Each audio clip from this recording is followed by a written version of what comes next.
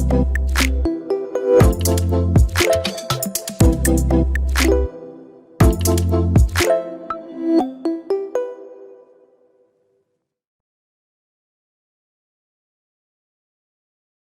little bit about me. My name is Tifany Maza, and I own Tykio. This is a Google partner agency. And as you see, I'm with my team. We work for many clients from big to small. So that gave us the chance to A/B test a lot when it comes to paid media, and especially manual labor versus AI. So that's pretty much what I wanted to show you. I thought this is our tests and results that I would have loved to have before starting the campaign. So I hope this is useful for you.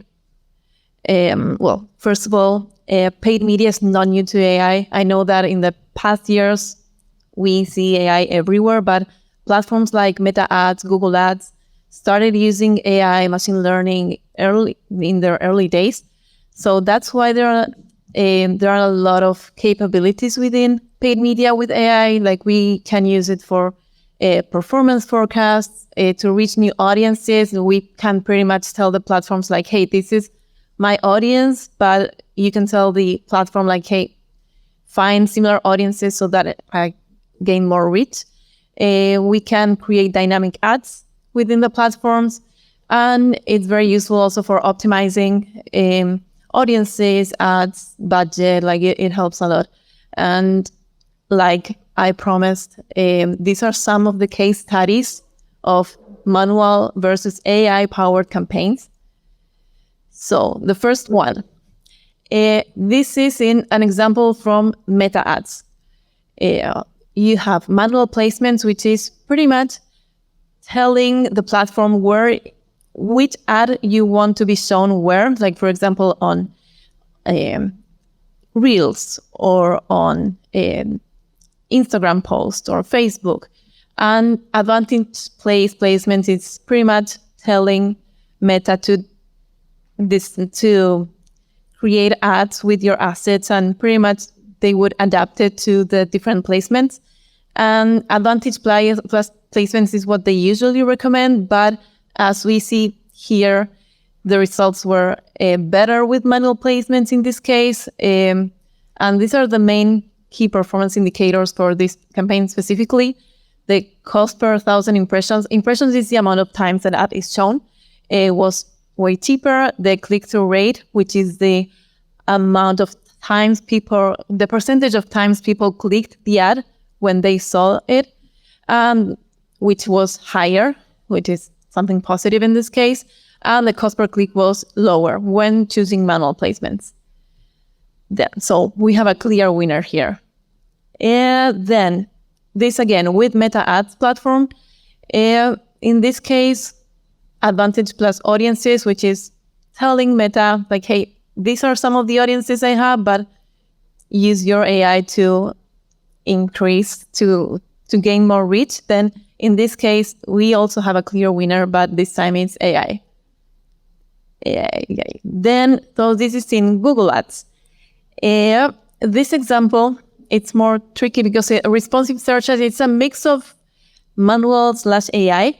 It's pretty much you would add some headlines, some descriptions to the ad, and the platform would kind of mix them up and show the one that performs the best.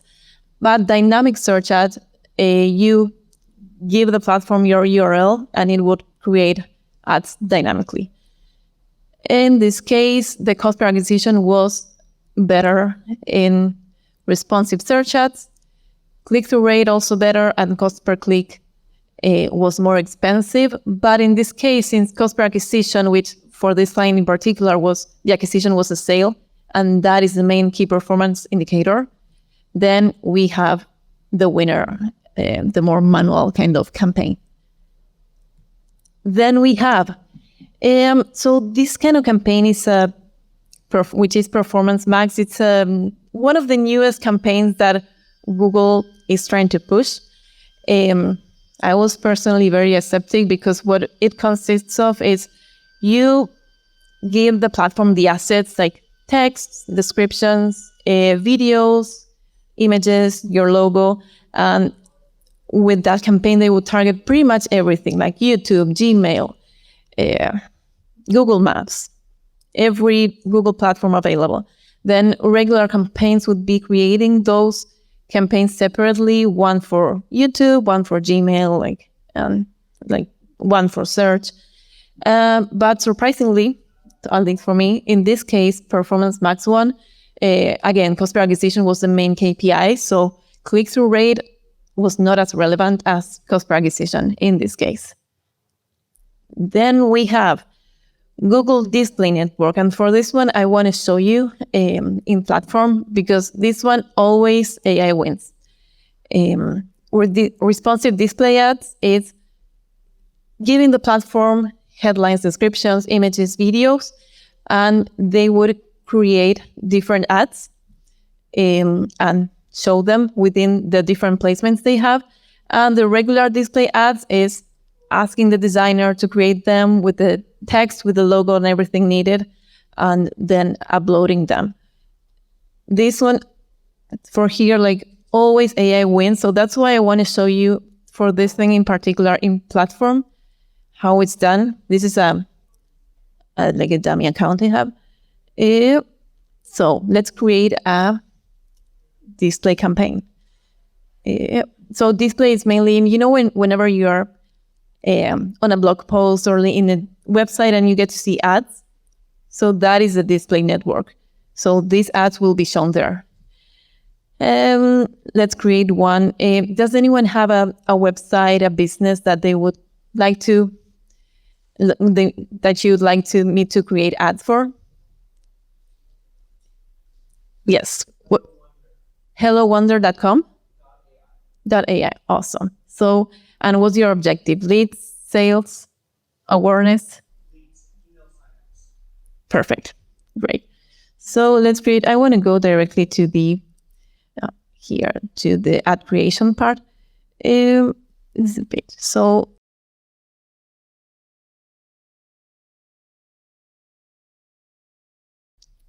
.ai, awesome.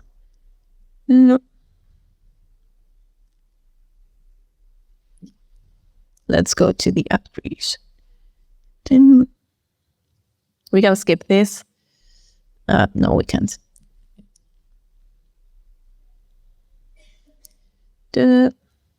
Here, okay, so we have your URL.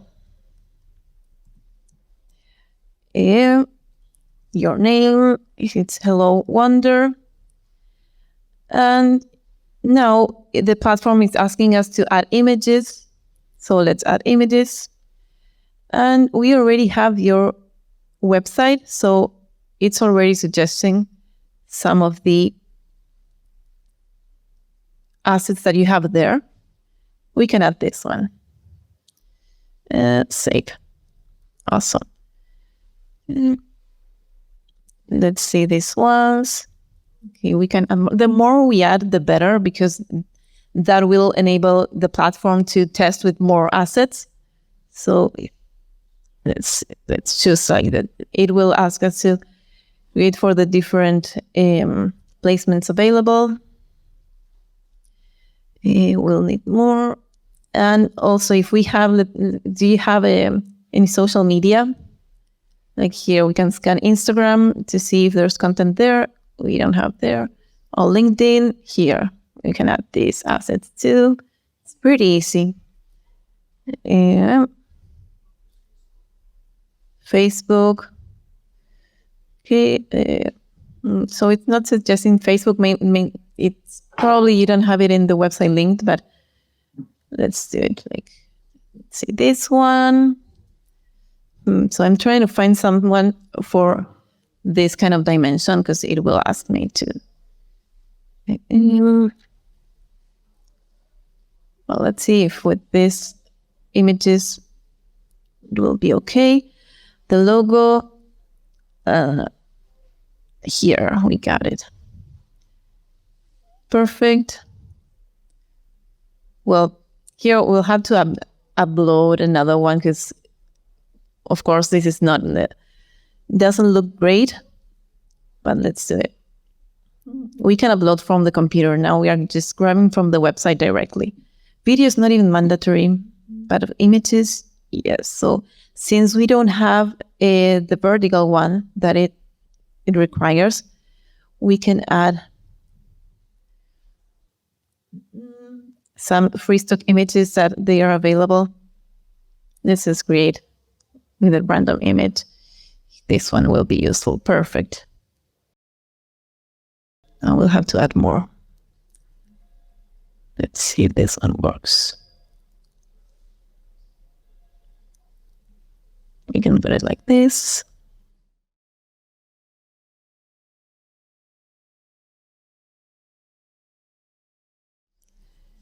So we have the URL, business name, the logo here. We can add some headlines. What is the business about? AI keeping kids safe online. Okay, keeping kids safe online. Keep your kid safe online. Of course, this is just dummy data. You can use Yen's platform for the copy. But here it would kind of give some suggested ideas. A longer title. Love that. Peace of mind for parents as a longer headline. Then we have to add description.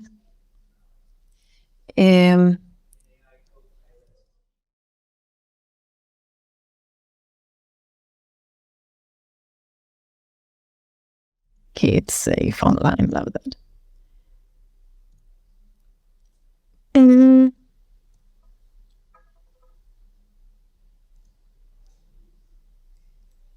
And here we have another suggested idea. Reimagine for kids. The internet, reimagine, unleash the full potential of your child. Yeah, no, that it's not understanding what we want.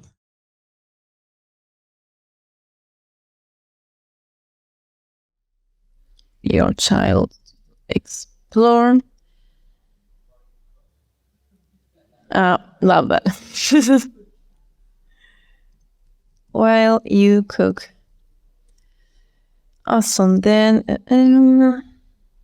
I think we have pretty much everything. And yes, now that we uploaded everything, we can see here the preview of the ad. Oh no, I accidentally left the place.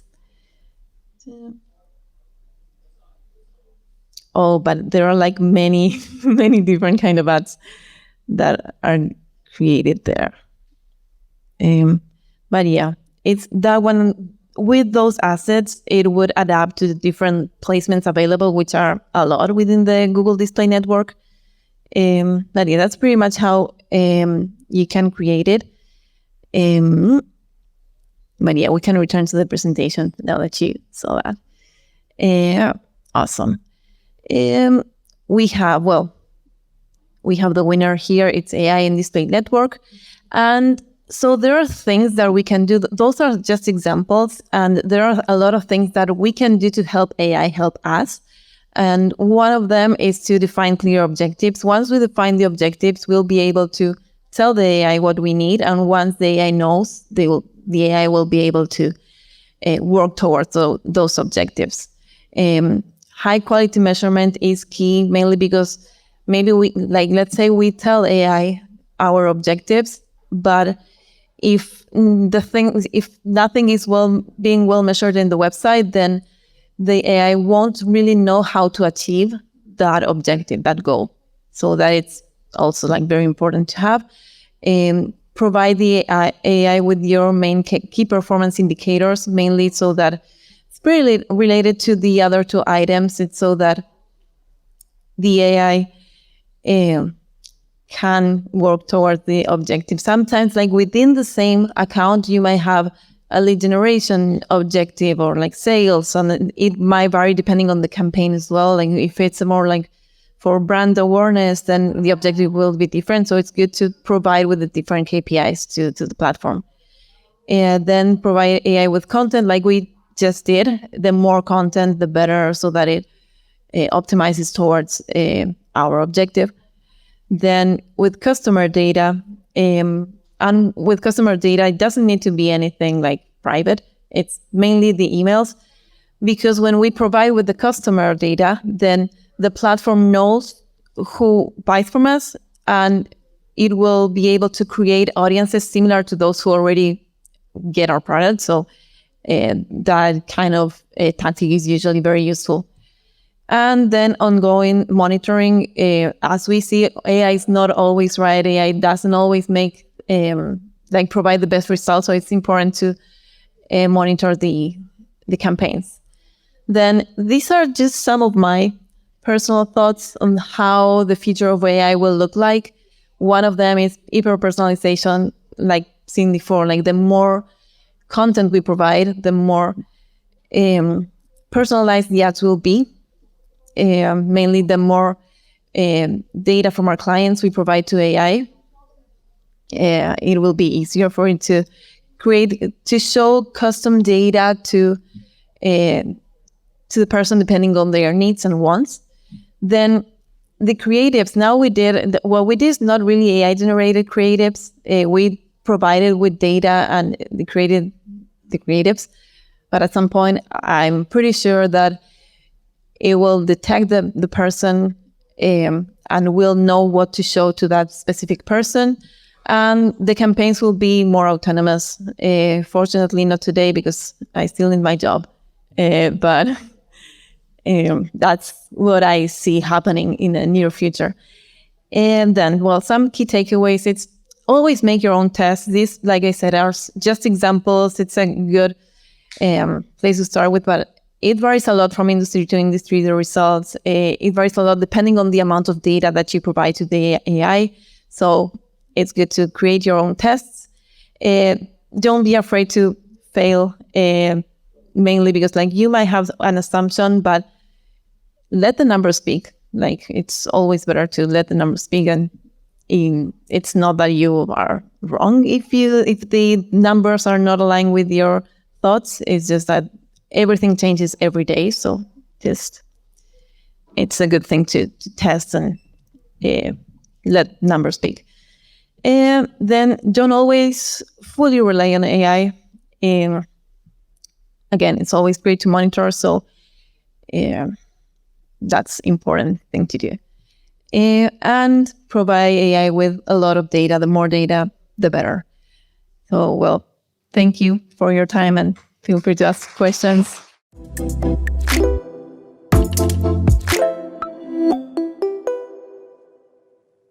Yeah, I feel like one of the things that will come down to place is the ethical aspects of AI within paid media specifically and content creation. So I'm pretty sure that there will be limitations now and regulated by law as well. I'm pretty sure that will be able, that in the future, that the capability will be there, but I think there will be restrictions legally, because it's an ethical dilemma, right?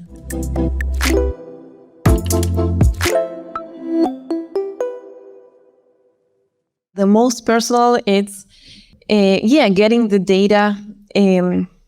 So whenever you put data on the platform, on a website, then the AI will know, the platforms will know where you live, your age, but especially for retargeting as well, for sending you an ad.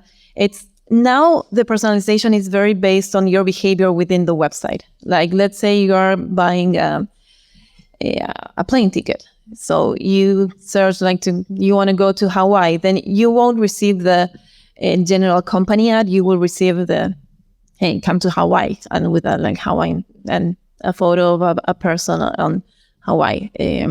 So that's where it is right now.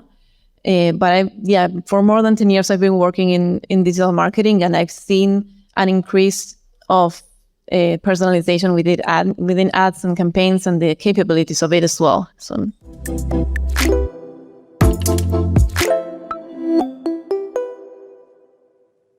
So the platform we saw, it's mainly for creating the ads. Mm-hmm. I always recommend having both, because sometimes it works better the manual one, and also you make sure that you reach more placements, and when you are able to adapt the ads and reach more placements, you end up reaching more people.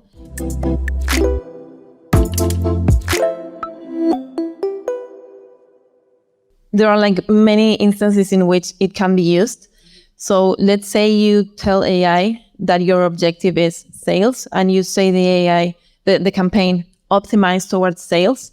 And let's say you have 3 ads. So then the AI will optimize those ads towards sales. It will A/B test them, and it will end up showing like through machine learning, it will learn and show the ad that will perform best towards your objective. That's like just one example. Then same with budget optimization or audiences. Let's say you have different audiences, people who, again with the Hawaii example, people who like traveling, people who usually like to get good deals, people who are 30 and above, and people who are younger. So the AI will optimize and show with your budget, which is usually limited, it will take into account the audiences that will perform best, take into account your objective.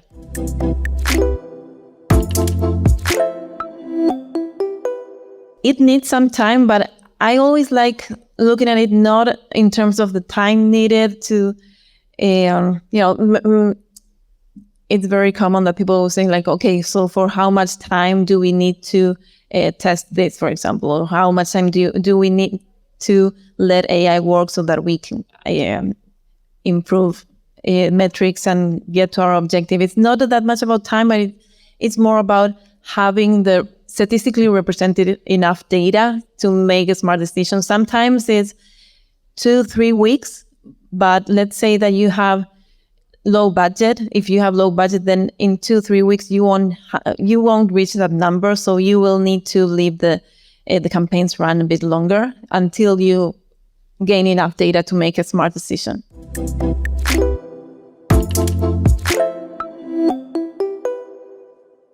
No, yeah, there's a lot of human interaction, like mainly for optimizing not only budget, but also to exclude audiences. Whenever you get to see audiences that are not working, you can manually exclude them. That's like the main thing that needs to be done, to exclude, like especially in search, because you can see with which search queries are triggering your ads. And sometimes you will see search queries that are valuable for your business, but sometimes you will have to add them as negative so that you don't waste budget on those keywords. And yeah, if you have a person looking at them, it will be faster than AI for sure.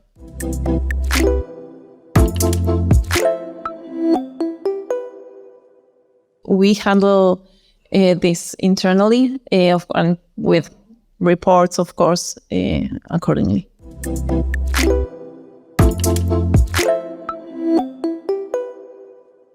Well, there are a lot of business cases. I don't have that in this presentation, but we do have a presentation with the business cases of revenue obtained and sales increase, not only from paid media, but organic as well.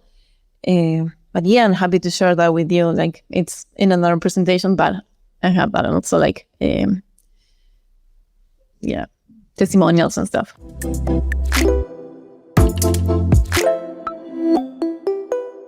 Many times, like mainly it's trying to be on top of the trends. That's like a daily thing, like reading stuff. Like I personally dedicate 1 hour of my time to like read the new things, like of what is happening. Google only updates the algorithm more than once a day. So there are a lot of things changing every day. In terms of general structure, it's not that the structure will change, but it's just being on top of the trends so that we can add specific tools or not. But yeah, that's something that I personally love doing, seeing what's new.